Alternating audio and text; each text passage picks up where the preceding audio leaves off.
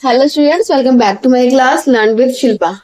आज का टॉपिक है हमारा क्या क्या एनईपी आरटी एनसीएफ। एक टॉपिक लेके नहीं आई हूँ मैं, हम बहुत सारी चीज कवर कर रहे हैं क्योंकि टाइम कम है, एग्जाम बहुत नियर है। हमारे टीचर के जितने भी एग्जाम आ रहे हैं उनसे सिर्फ ये हमारे को AWE एसबीएस सीटेट किसी एक चीज में काम नहीं आने वाला है।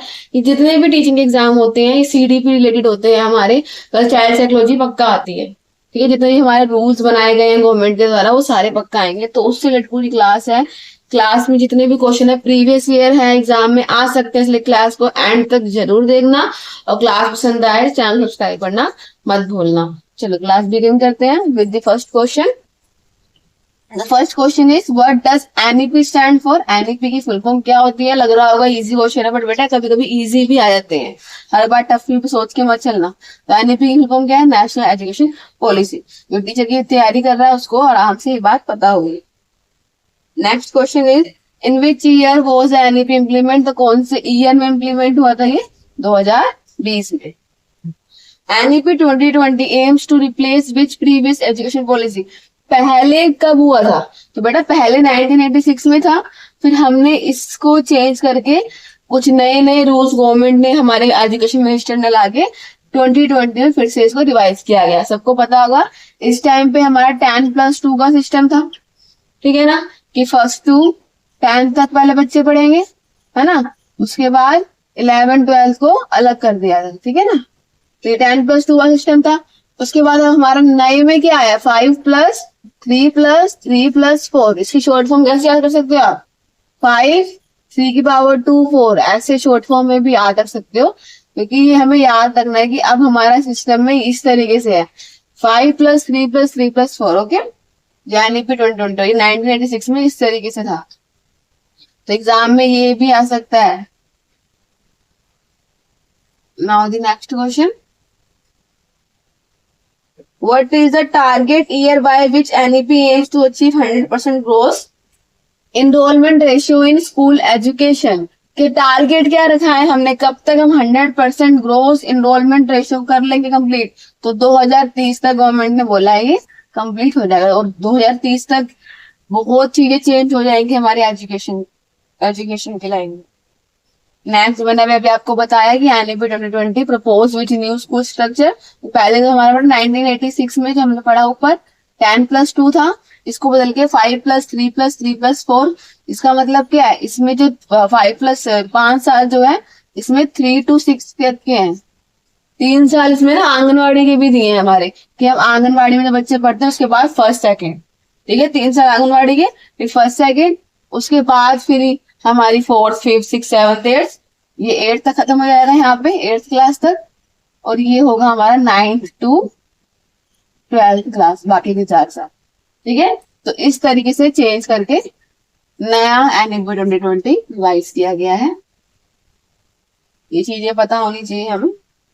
The foundational stage in NEP 2020 cover how many year. तो कितने ईयर कवर करें? 5 ईयर, ठीक है। Next question is what is one of the major focuses of NEP 2020। Major focus क्या है? Holistic and multidisciplinary education. Holistic क्या होता है? ओवरऑल, सिर्फ एक ही तरह से नहीं, हर एक तरह की, हर एक पहलू से हम बच्चे का डेवलपमेंट करें। ऐसे नहीं कि बस एक चीज में उसको मैं अच्छा बनाएंगे, उसको स्पोर्ट्स में, आर्ट्स में, हर चीज में अच्छा करेंगे।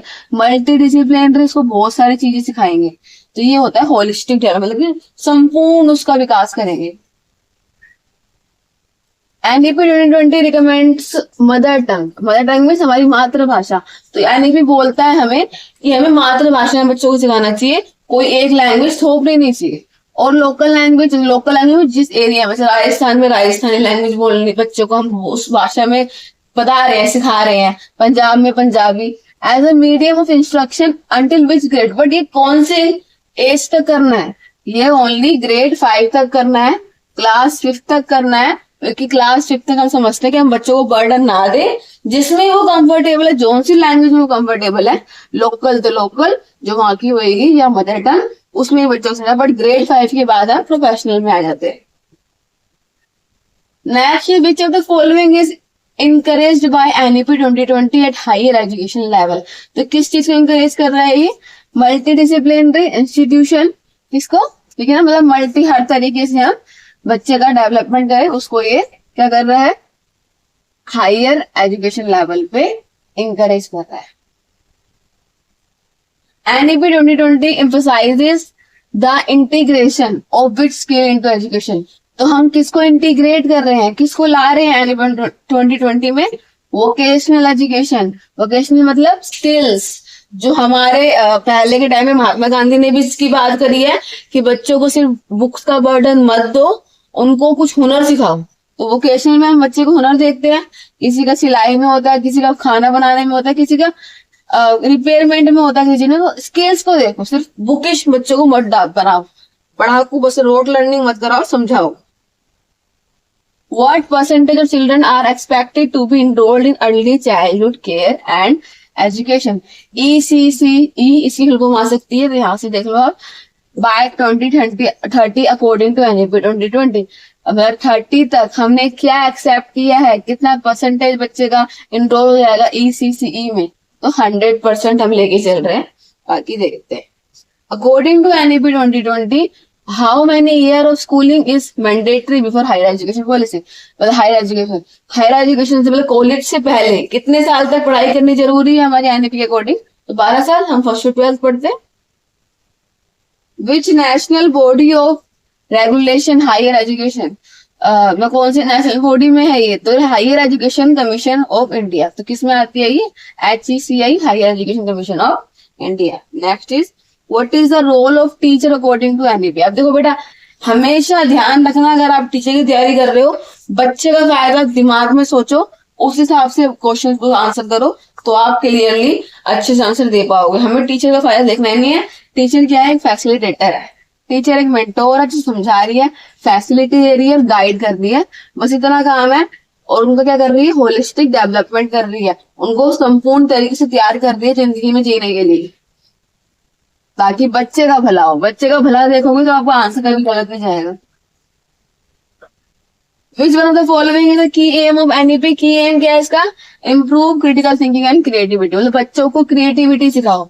सिर्फ बुक से पढ़ाई से, पहले के टाइम पे क्या करते थे टीचर्स, बुक में रीडिंग करा दी, फिर क्वेश्चन से टिक कर दिए, हो गया काम। ये नहीं करना है, बच्चों को उसके बारे में समझाओ, फिर उसको इन्वायरमेंट से अटैच करो कि हम कैसे एग्जाम्पल दे सकते हैं। बच्चों को एग्जाम्पल्स दो, समझाओ कि तुम्हारी लाइफ में कैसे काम आएगा ये। उनकी थिंकिंग को जांचो, बच्चों से क्वेश्चन पुट करो, उन्हें सोचने दो, ठीक है, और उनको क्रिएटिव बनाओ। ये उनका एम है NEP का हमारा। NEP 2020 suggest that assessment should be, assessment क्या होनी चाहिए, regular, formative and competency based. मतलब कि हमारे देखो रेगुलरली क्लास चले, फॉर्मेटिव हो, वो बच्चे अच्छे से इसको लिखे, कॉम्पिटेंसी बेस्ड हो, कंपटीशन भी हो बच्चों के बीच में, तभी तो बच्चे सीखेंगे आपस में। Next is what role does technology play according to NEP। NEP के अकॉर्डिंग टेक्नोलॉजी क्या रोल प्ले करता है, it should be used to improve access and learning outcomes. कि वो बच्चों में इम्प्रूव करे एक्सेस, कि वो कैसे चीजों को आंसर खुद से निकाले और लर्निंग आउटकम करे। The NEP recommends inclusion of which of the following in the curriculum. किस चीज का इंक्लूजन करती है, experimental learning, art, sports and ethics. के बच्चे खुद से एक्सपीरियंस करके सीखे, आर्ट सीखे, स्पोर्ट्स भी सीखे, साथ साथ एथिक्स मतलब कि अच्छे बिहेवियर, कि किसी को मारना नहीं है, हैंड वॉश करने, एथिक्स भी आए, हमें कैसे बैठना है, कैसे उठना है सोसाइटी में। NEP 2020 aim to promote this type of learning. किस तरह की लर्निंग प्रमोट करती है ये, एनालिटिकल एंड कंसेप्चुअल अंडरस्टैंडिंग। कि सब में एक एनालाइज करना है खुद से कि हाँ मैंने इतना इम्प्रूव किया, सिर्फ ये नहीं कि रट के हमने कर दिया। कंसेप्ट सीखे, हर चीज का मतलब पूछे टीचर से कि ऐसा हुआ तो क्यों हुआ। Okay, 20th question, the NEP encourages higher education institution to aim for a gross enrollment ratio of। तो कितनी रेशियो लेके चल रहे हैं इंकरेज करने की, 50% लेके चल रहे हैं हम हायर एजुकेशन को, बाकी तो ओवरऑल हम लेके चल रहे हैं 100%। So these are the question of NEP। ये NEP के क्वेश्चन थे। अब हम आते हैं RT। ये भी एक इम्पोर्टेंट टॉपिक है हमारे टीचर के एग्जाम के लिए। Teacher RT full form right to education. तो जो गवर्नमेंट हमारा राइट टू एजुकेशन एक्ट, ये एक एक्ट है ना, तो जो ये एक्ट लेके आए थे गवर्नमेंट, तो इसके अंदर क्या क्या लेके आए थे, इस एक्ट के अंदर क्या क्या था उसके क्वेश्चन है। In which year was the right to education act implement, कौन से साल में इम्प्लीमेंट हुआ, 2009 में लागू हो गया था ये, ठीक है, 2009 में इम्प्लीमेंट मीन्स लागू होना। RTE makes education a fundamental right for children in which age group। इस क्वेश्चन में हमसे पूछा जा रहा है कि कौन से एज ग्रुप को फंडामेंटल राइट दिए हैं RTE ने। तो बेटा 6 to 14 ईयर हमको पता है कि फ्री और कंपलसरी एजुकेशन दी है RTE ने 6 to 14 ईयर तक के बच्चों को, जो फर्स्ट क्लास लेके 8th क्लास तक की स्टडी है हमारी। Okay, next is under RTE every child is entitled to free and compulsory education until which grade, कौन से ग्रेड तक है, तो क्लास 8 तक, मैंने अभी आपको बताया 1st to 8th तक फ्री, और मतलब फ्री में भी पढ़ेंगे बच्चे, कंपलसरी पढ़ना ही पढ़ना है, उसके बाद ही बच्चों की चॉइस है, लेकिन में इस टाइम तक बच्चों में इंटरेस्ट आ ही जाता है, तो इसलिए बच्चे आगे ही पढ़ते हैं। RTE is a part of which article of the Indian Constitution, तो कौन से संविधान का ये पार्ट है, आर्टिकल 21 है, इम्पोर्टेंट है, एग्जाम में बहुत बार देखा गया है, सिर्फ प्रीवियस ईयर ही नहीं, बहुत सारे और भी प्रीवियस ईयर में भी देखा गया है। Which of the following is a primary objective of RTE, इसका ऑब्जेक्टिव क्या है, to provide equitable and quality education to all children, means equitable मतलब सबको सेम तरह की एजुकेशन मिले और क्वालिटी एजुकेशन मिले, अच्छी एजुकेशन मिले, ये इसका क्या है, ऑब्जेक्टिव है RTE का। According to RTE school must ensure that no child is subjected to, क्या इंश्योर करे कि कोई भी बच्चे को physical punishment and mental harassment, मतलब अब जो हमारा एक्ट है उसके हिसाब से हमें ना बच्चों को मारना है, ना उसके दिमाग में ये डालना है कि तू बुद्धू है, तुझसे कुछ भी नहीं होगा, हम ऐसा नहीं बोल सकते। चाहे बच्चा कितना भी वीक हो, हमें उसे इंकरेज करना है, बिना मारे इंकरेज करना है, ये हमारा आपका एक्ट के हिसाब से रूल है। What percentage of seats are private school required to reserve for disadvantaged group under RTE, तो जैसे कि कितने प्राइवेट स्कूल्स को भी गया है, ये रिजर्व करनी है। EWS जो हमारे अंडर जो हमारे आते हैं, वीक स्टूडेंट्स में आते हैं, तो कितना परसेंट उनको देना ही देना है भाई, 25% उनको डिसएडवांटेज ग्रुप का लेना ही लेना है, ठीक है। बाकी अपनी मर्जी की ले सकते हैं वो स्टूडेंट्स, बाकी 25% तो उनको नीची जाति के लोग जो हमारे गरीब सॉरी पुअर उसमें आते हैं, नीची रेखा में, इनकी लो इनकम मानते हैं गवर्नमेंट के हिसाब से, BPL भी कह सकते हैं सब, below poverty level. RTE act mandates what teacher should have, तो टीचर में क्या होना चाहिए, मिनिमम क्वालिफिकेशन एंड ट्रेनिंग, मतलब कि मिनिमम से मतलब ये है कि जितनी होनी चाहिए उस ग्रेड के हिसाब से, अगर वो PRT की टीचर है या फिर अगर वो TGT के PGT के, उसके हिसाब से जो होनी चाहिए क्वालिफिकेशन वो होनी चाहिए, और ट्रेनिंग भी होनी चाहिए उसके पास, उसने ट्रेनिंग भी ली हो टीचर की कि how to teach. Which body is primarily responsible for implement RTE in India, तो कौन सी बॉडी ने इम्प्लीमेंट किया है RTE, मिनिस्ट्री ऑफ एजुकेशन ने ये इम्प्लीमेंट किया है। Which of the following is true regarding admission under RTE के अंडर एडमिशन लेने के लिए क्या ट्रू है इसमें से, तो school can not deny admission for inability to pay fees, मतलब अगर कोई बच्चा चाहे वो प्राइवेट स्कूल ही क्यों ना हो, अगर वो फीस पे करने के काबिल नहीं है, तब भी हम उसको डिनाई मना नहीं कर सकते एडमिशन के लिए, कि हर बच्चे को हक है पढ़ने का। Okay, next, What is the role of school management committee under RTE? RTE act के अंडर स्कूल मैनेजमेंट का क्या रोल है, they oversee school functioning and ensure community participation, कि वो देखे कि स्कूल सही से फंक्शन कर रहा है कि नहीं कर रहा है, सारे रूल्स फॉलो हो रहे हैं कि नहीं हो रहे, और जितनी भी कम्युनिटी है वहां पे हर तरह के जो लोग, हर तरह के स्टूडेंट्स हैं, वो अपना पार्टिसिपेशन कर रहे हैं कि नहीं कर रहे। इन शॉर्ट कि स्कूल सही से चल रहा है कि नहीं चल रहा, ये वो उसमें होता है। Under RTE children are allowed to transfer to other school without, हम किसके बिना कोई दूसरे स्कूल में नहीं भेज सकते बच्चे को, बोलते हैं टीचिंग, एनी ट्रांसफर सर्टिफिकेट और एंट्रेंस टेस्ट। कि पहले तो हमें क्या चाहिए, अगर कोई बच्चा हमारे स्कूल में एडमिशन लेने के लिए हम क्या बोलेंगे कि प्रीवियस स्कूल का एक ट्रांसफर सर्टिफिकेट, और इस स्कूल में आने के लिए क्या देना पड़ेगा उसे, एंट्रेंस टेस्ट। इसके बिना वो एडमिशन नहीं ले पाएगा। पैसे नहीं मांगे, बस बच्चे का इंटेलिजेंस चेक कर रहे हैं और प्रीवियस ईयर में प्रीवियस स्कूल में वो कैसा था वो देखना है। RTE aims to bridge the gap between, तो किसके बीच का गैप दूर किया आरटीई ने, disadvantage and privilege children in education, की जो बच्चे पढ़ाई से नहीं कर पाते थे, पढ़ाई गरीबी की वजह से, उनका गैप दूर किया, वो भी नॉर्मल स्कूल में पढ़ सकते, चाहे वो प्राइवेट हो चाहे वो government. What is one challenge mentioned in implementing RT effectively? RT act को इफेक्टिवली लागू करने के लिए क्या चैलेंज है जो पूरा किया हमारी गवर्नमेंट ने? Lack of infrastructure and train teacher, कि भाई पहले कमी थी टीचर्स की और इंफ्रास्ट्रक्चर अच्छा नहीं था, तो ये बहुत बड़ा चैलेंज था जिसको पूरा करके RT एक्ट को इफेक्ट में लाया गया। आरटी प्रमोट एजुकेशन विदाउट, किसके बिना वो लाइक प्रमोट करा एजुकेशन? डिस्क्रिमिनेशन, की कोई डिस्क्रिमिनेशन नहीं है किसी कास्ट में, किसी भी कास्ट का बच्चा हो वो एक साथ हर कास्ट के साथ बैठ के पढ़ाई कर सकता है। जेंडर, कोई बॉय गर्ल को कोई डिस्क्रिमिनेट नहीं किया, रिलीजियन को डिस्क्रिमिनेट नहीं किया, डिसेबिलिटी, हर कोई चाहे बंदा बच्चा डिसेबल भी है तो हमारे इंक्लूसिव एजुकेशन में उसको भी सेम क्लास में सेम इन्वायरमेंट में पढ़ने को मौका मिलेगा। ऐसे नहीं डिसेबल बच्चे को डिसेबल स्कूल में भेजो, ये रूल नहीं है हमारे गवर्नमेंट का। Which of the following is covered under the definition of elementary education in RT, तो इसकी डेफिनेशन क्या कवर करी है इसमें? Primary and upper primary education. Elementary education कौन सी होती है? जिसमें प्राइमरी आ गया और अपर प्राइमरी आ गया, मतलब first to eighth. Next, RTE makes it mandatory for schools to, क्या मैंडेटरी किया? Provide child friendly learning environment, कि जो बच्चों को समझ में आए ऐसा एनवायरनमेंट क्लास में क्रिएट करे, बोर ना करे क्लास को। इन शॉर्ट में यही कहना चाहता है वो, बच्चों को मजा आना चाहिए पढ़ने में।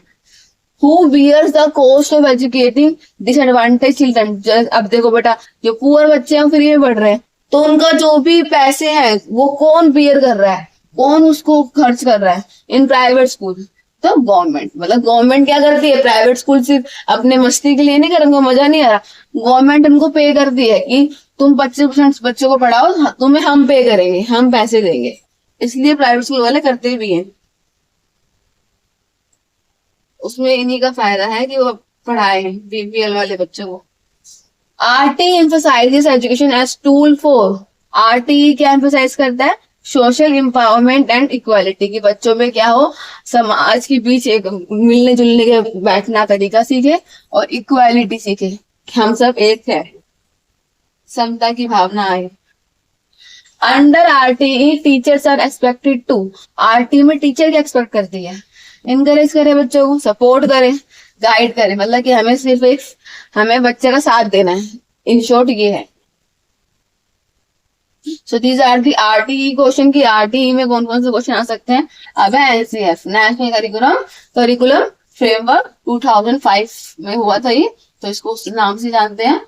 एनसीएफ स्टैंड फॉर, एनसीएफ की बता दी मैंने अभी, national curriculum framework. Next is in which year है वॉज फर्स्ट एनसीएफ, सबसे पहला कब आया था? 1975 में और लास्ट 2005 में, ठीक है। द लेटेस्ट, अब लेटेस्ट कौन सा है? 2005 बता चुकी हूँ मैं, एनसीएफ 2005। तो बेटा ये वन शॉर्ट आंसर, ज्यादा समझाने की नीड नहीं है, वहां पे हम टाइम वेस्ट नहीं करेंगे। One of the main purpose of NCF is to, main purpose क्या है? Provide guidelines for developing textbook and teaching practice. NCF क्या करता है बेटा? ये गाइडलाइन दे रहा है हमें कि हमें कैसे कैसे अपनी टेक्स्ट बुक, जो बच्चों की किताब से हम पढ़ाते हैं, उसमें कैसे डेवलपमेंट लाए, और टीचिंग प्रैक्टिस, और हम टीचर्स कैसे पढ़ाए बच्चों को, वो हमको भी ये सिखाता है। सिर्फ टीचर हेल्प बुक्स भी आती हैं।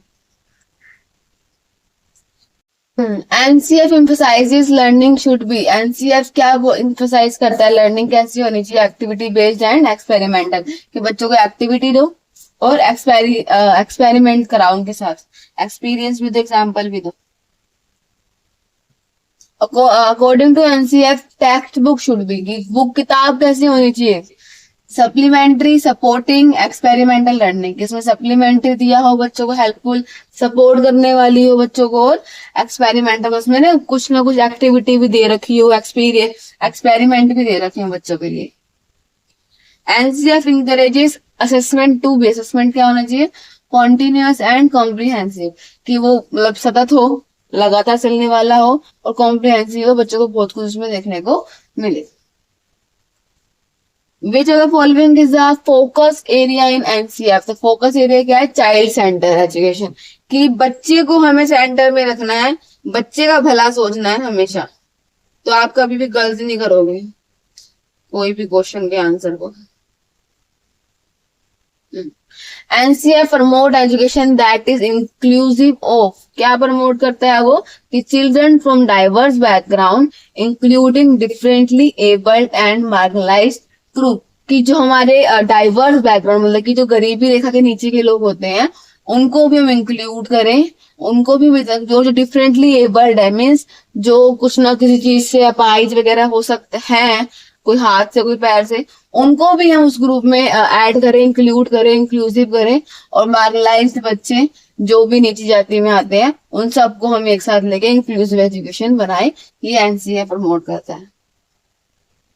विच pedagogy is encouraged by NCF, कौन सी पेडागोजी यूज करते हैं ये, encouraging exploration inquiry and discussion, कि हम इंकरेज करें बच्चों को एक्सप्लोर करने दें, उन्हें इंक्वायरी करे बच्चे, खुद से डिस्कस करे बच्चे, इस चीज को वो इंकरेज करता है। NCF highlight the importance of integrating which subject into the curriculum, तो कौन से सब्जेक्ट को इम्पोर्टेंस दे रहा है, arts sports and life skill, ज्यादा क्या बोल रहा है बच्चों को, आर्ट्स तो भाई बच्चों को क्रिएटिव करने लगो, स्पोर्ट्स गेम में डालो, लाइफ स्किल सिखाओ, जिंदगी के जो काम आए ऐसे काम,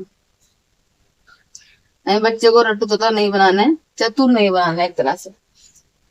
NCF supports teaching in the mother tongue at the primary level, because NCF ने primary level 1st to 5th के बच्चों को मदर टंग में पढ़ाने के लिए क्यों बोला है, it help children understand concept better and express themselves freely, क्योंकि बेटा उस टाइम बच्चों ने वही सुनी होती है अपने घर में, अपनी लोकल लैंग्वेज सुनी होती है, मदर टंग सुनी होती है, तो बच्चे ना फिर कैच कर पाए टीचर के साथ कि टीचर क्या बोलना चाहिए, अगर टीचर इंग्लिश बोलती रहेगी तो वहां बच्चे कैच नहीं कर पाएंगे, उनको डिफिकल्टी आएगी, ये 5th तक हम क्या करें, मदर टंग की सिखाएं, ये हमारा एनसीएफ कहता है। According to NCF teacher should be viewed as, teacher को हम कैसे देखते हैं, फैसिलिटेटर, बताया मैंने कि हम फैसिलिटी प्रोवाइड कर रहे हैं बच्चों को और कुछ नहीं, गाइड कर रहे हैं इस इन द लर्निंग प्रोसेस, कि हम उनको गाइड समझा रहे हैं, फैसिलिटी दे रहे हैं, ये टीचर का काम है। एनसीएफ रिकमेंड्स रिड्यूसिंग, क्या रिड्यूस कर रहे हैं, रोट लर्निंग में रट्टा नहीं करना, रट्टू तो बच्चों को बिल्कुल नहीं बनाना, एक्सेसिव बर्डन, और कोई बर्डन नहीं देना ज्यादा, कि ये 20 क्वेश्चन है, ये 50 क्वेश्चन है, ये करके लाओ, कल कॉपी में होने चाहिए, ये सब हमें नहीं करना। The focus of NCF in the curriculum is to develop, focus क्या है, क्या डेवलप करने का है करिकुलम में, क्रिटिकल थिंकिंग, बच्चे अपने क्रिटिकल थिंकिंग को बाहर लाएं, क्रिएटिविटी को बाहर लाएं, और प्रॉब्लम सॉल्विंग, खुद से प्रॉब्लम सोल्व करने के एबल बने, ऐसा हमें करना है अपने करिकुलम में। NCF aims to bridge the gap between, किसके बीच का गैप को दूर कर रहा है ये, education and real life application, कि हमारी बुक है और जो रियल लाइफ है उनके गैप को दूर कर रहा है हमारा ये। अगर हम बच्चों को कुछ सिखा रहे हैं, सपोज करो इन्वायरमेंटल कुछ सिखा रहे हैं, ठीक है, तो बच्चों को इन्वायरमेंट में ले जाओ, पार्क ले जाओ, वहां पे बैठ के कुछ बताओ, एग्जाम्पल दो, ताकि बच्चे एक्टिविटी भी हो जाएगी इसमें, कुछ रियल लाइफ में भी वो सीख जाएंगे। ऐसे हमें बच्चों को पढ़ाना है, सिर्फ क्लासरूम के अंदर बैठा के नहीं रखना। NCF suggest that learning material should be, क्या होना चाहिए लर्निंग मटेरियल, डाइवर्स, मतलब हर तरह से यूज हो सके, इंक्लूडिंग लोकल रिसोर्स, हम लोकल रिसोर्स को भी यूज करें, एंड प्रैक्टिकल एक्सपीरियंस, और बच्चों को सिर्फ रीडिंग करके नहीं, समझा के सामने कोई एक्सपीरियंस करके, कोई साइंस का कुछ है तो उसको प्रैक्टिकल एक्सपेरिमेंट भी बच्चे को करके दिखाएं। Teacher training in NCF is aimed at, teacher training क्या एम रखती है, equipping teachers to handle diverse classroom and innovative teaching, कि हम जो बच्चे एक क्लास में, बेटा बहुत तरह के बच्चे होते हैं, हर किसी का दिमाग ऐसा नहीं होता, तो डाइवर्स क्लासरूम को हैंडल कर सके। टीचर ऐसी होनी चाहिए, चाहे बच्चा कैसा भी हो, नालायक हो, होशियार हो, सबको हैंडल कर ले और इनोवेटिव हो, नए नए तरीके ढूंढ के लाए पढ़ाने के। ठीक है। The NCF emphasizes that education should nurture, education कैसी होनी, नर्चर होनी चाहिए, cooperation, empathy and socio emotional development, कि बच्चे को हम आपस में कोऑपरेशन करना सिखाएं, साथ बैठ के कैसे हम पढ़ सकते हैं और साथ में कैसे एक्टिविटी कर सकते हैं, एम्पैथी हो, दूसरों के लिए एक अच्छी भावना हो, कोई लड़ाई वड़ाई ना हो, सोशल इमोशनल डेवलपमेंट हो, आपस में समाज के रूप में भी एक अच्छा इमोशनल डेवलपमेंट होना चाहिए बच्चों के अंदर। Now the last question of this class, NCF contributes to education reforms by, क्या कंट्रीब्यूट करती है एजुकेशन के लिए, offering a holistic approach. Holistic मैंने बताया था कि ओवरऑल डेवलपमेंट को हम होलिस्टिक बोलते हैं, संपूर्ण विकास, that connect learning with life, और लर्निंग क्या है, लाइफ से कनेक्ट करे, हमारे बच्चे लाइफ के बारे में सीखे, सिर्फ ये नहीं किताबी कीड़ा बन के आज ये पढ़ा पास हो गए, कल हम भूल गए हमने क्या पढ़ा था, लाइफ से में पूरे लाइफ टाइम तक याद रहना चाहिए, ऐसा पढ़ाना है। तो आज की क्लास में बेटा मैंने आरटीई, एनईपी और एनसीएफ, जो भी तीनों इंपॉर्टेंट टॉपिक है एग्जाम में पक्का आने वाले हैं, लिख के ले लो, इनमें से क्वेश्चन आपके आएंगे ही आएंगे, तो ये जरूर पढ़ के जाएं, रिपीट में पढ़ के जाएं, ताकि आपको क्या रहे, ध्यान रहे क्वेश्चन के आंसर्स क्या क्या है। तो ध्यान से हमें करना है पेपर। क्लास अच्छी लगी हो तो वीडियो को लाइक करें, शेयर करें, चैनल सब्सक्राइब करना ना भूले। Thanks for watching.